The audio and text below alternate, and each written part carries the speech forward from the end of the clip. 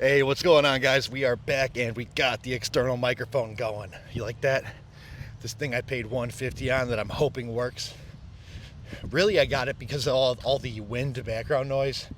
And I've complained about this one before, but like my AirPods, I could use them as an audio device if I have a phone call or if I talk to Siri. But the second I try and actually record a video and have those be what's registered as my audio device, it won't do it for you. It'll only pick it up from the iPhone. Now, I suspect that is because there is some type of other product Apple sells intended to be the microphone, so that way you're forced to buy the other thing. But if there's not a reason like that, it just seems like nonsense to me, because it's such a simple thing, and there's so many people out there that have probably tried it.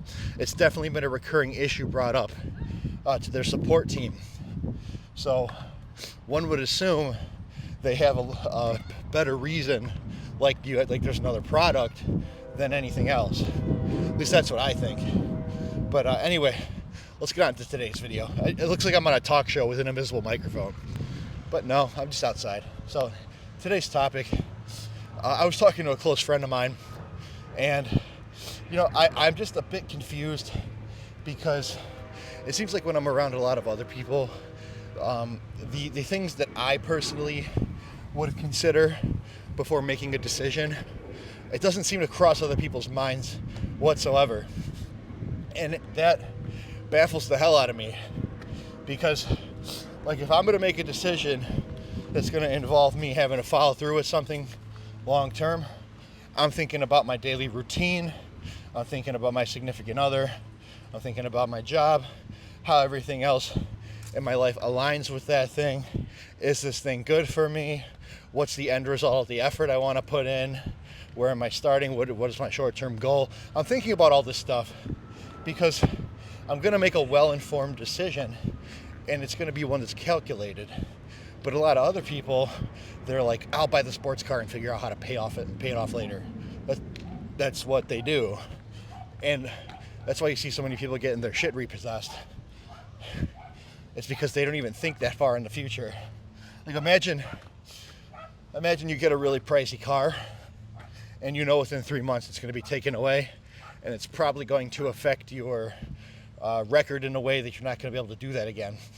But they don't give a shit. They'll burn all their bridges just so they can say they're driving a Hellcat for 2 weeks, and then they're on the run trying not to get their shit taken away. It's called repoing, and eventually that does happen, and you hear a bunch of woe is me stuff, and the government has to help me out, and it's a bunch of loser talk. But yeah, like people, they're not considering any of the stuff I would consider before I take a decision. And his simple answer was, well, most people don't do that. That seems kind of crazy to me. Most people can't even think a little bit. But you guys have probably heard me say, like, most people are really stupid. I do believe most people are really stupid. That stupid, though, I don't know. He's probably right, but that's a new level of stupidity.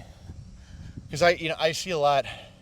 It's not just in other cultures, but there's Americans doing it too, where they take on too many responsibilities, and they either have family or someone close by them, and they start pushing off their responsibilities onto them so that they can manage, because they're irresponsible. So now other people have to now fulfill duties that should be yours, and it's a sloppy way to live. And it's really doing the opposite of teaching accountability. But a lot of people function that way, and it's really just born out of ignorance. It's really lack of education that it comes down to, because if you're even a little bit educated, you'd be able to think out how that would affect someone else, and you wouldn't do it. I think a lot of these people, given if my friend is correct, they're probably not even thinking about how anything they do affects anyone else, which again, like that's being inconsiderate, born out of stupidity, born out of ignorance. So it all meshes together, and it's really, again, I've said, I think on a recent video I was talking about literally just phasing people out that are draining your energy and not aligning with whatever you're trying to accomplish. So like that is the obvious solution there. But I kind of look at those people as like negative role models, which I have more of those than positive ones. And a negative role model is essentially someone whose behavior is in such a way that I don't want to be like them. So they're a role model, but in a way I don't want to be, you know. They're showing me what the results of their way of life are, and it's nothing I comply to. So that's at least something that I keep in mind. Really, with people, you can't make them feel bad enough to get them to change. I guess if you have like a wife or brother or sister, maybe. But in general, and even with those kinds of people, you're not likely to get them to change. Like, I have a mother that's, I know, it's getting mommy issues. Like, I know, but I got a mother that, she, in terms of like providing basic care, fantastic. But in terms of providing emotional support and just kind of being a nice person, she doesn't have any of that. She's very mean. She puts things in a very nasty way, constantly negative, from just like a lifetime of living life how she has. And she's very old now. I can't get her to change any of those ways that she behaves. But I could choose to not let it affect me as much, which is the thing you hear everyone say, like the only thing you can control is your response. Yes and no. If someone's constantly provoking you, I don't think that's so much about controlling your response as it is about exhibiting restraint, because eventually they're going to fuck with you enough that you're going to do something. But yeah, I don't know, I kind of forgot where I was going with that a little bit, but oh yeah, anyways, what I was trying to say is that there's a lot of people you can't bother with trying to change. So the easy response is to just remove them from being so close to you. If they're not close to you, they can't affect you as much. That's a big step to take someone out of your life. It is. But it's one I make very easily as I get older, because people are either on board and align with my values or they don't. And it's pretty simple. Just all about being a good person. I don't expect people to inconvenience themselves and go out of their way to help me or others, but I do expect them to be an upstanding person enough to lend a hand for no other reason than them choosing to, because that's how I am, and I want other people like that around me. I think they're objectively good qualities to put into the world, and when you get more people like that surrounded by each other, I think it causes a greater effect of good than bad. If everyone was if everyone's alone, I don't think they do as much good as a group of people that are all upstanding gentlemen that are around each other. And due to that, a very small group of people around me. But I chose it that way. Some people are kind of stuck in the crossroads of their youth and maturing. Because if you care about popularity, you're still living in your youth. Because as an adult, you have to focus on things that affect you. As an adult, you're worried about yourself and your loved ones. And you're mostly worried about yourself so you can continue providing for your loved ones. So that childish behavior, wanting popularity from everyone, that it's showing people that you want to be stuck in childhood instead of growing up. Because if you have responsibilities, you don't have any shits to give about anything else. People don't really have a ton of responsibilities. And I'm not saying go pick up responsibilities, because I am definitely one to avoid them. Not my current responsibilities, but new ones. I will avoid those. There's a lot of things I'm able to think out, and it goes back to that decision making other people aren't making. And I'm able to really visualize accurately how this is going to affect me in the next year of my life or so. And I'm able to make very good decisions based on that. If you don't consider that stuff, you're at the whim of the consequences of your choices. And I don't like that very much, because I don't want to be forced into living a certain way because I live so poorly. So I don't want to be faced with the consequences of my choices. I want to be faced with opportunities for my choices. But I have to make very few of them for that. If I'm doing a million things, I'm never going to have enough time for one thing or be free enough to really explore something to the fullest. So I have to be very careful on what I choose to involve myself with and conserve the appropriate amount of energy for each activity I do in my day. And one of the best parts about making good decisions is the dividends it's going to pay on your life going from that. So if I make good decisions, because what you have to realize, first of all, is that not all decisions in your life, even if they're good, are going to play out how you hoped. So some situations, they're not going to shake out from start to finish exactly how you anticipated. And that's really where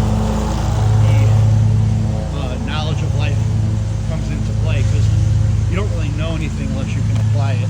And now you're having to apply coping skills and whatever else you can to continue moving forward. And that's a difficult thing to do.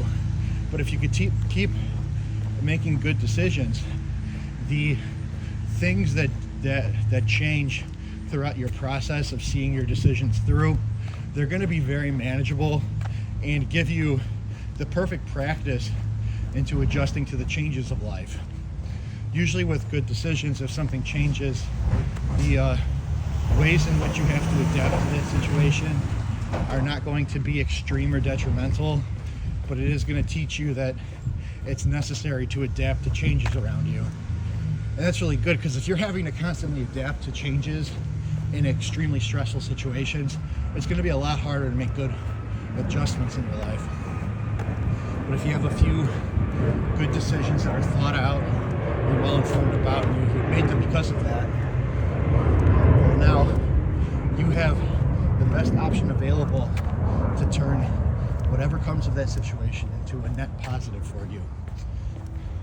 And I really want that for everyone. If you just change your outlook a little bit and realize that you don't have to be so damn miserable all the time, you're gonna quickly realize you're gonna spend all that time being happy instead. And being happy, one way people put it is that happiness is a small valley in between sadness, and vice versa. And pretty much happiness is a phase before sadness, sadness is a phase before happiness, because you need to feel all those things to appreciate them. Well, that may be so, but if you don't seek out extreme versions of the thing you want to feel, meaning, if I want to be happy, do I really need to feel so happy like I just won the lottery? Or can I just extend my feeling of happiness over a longer period of time if I keep it nice and steady? Because life will happen to me, but if I make steady, conscious daily choices of things that contribute to my happiness, I'm going to feel a steady stream of happy over a long period of time, instead of feeling an extreme version of happy and then now feeling an extreme version of sadness. That's what these people end up doing.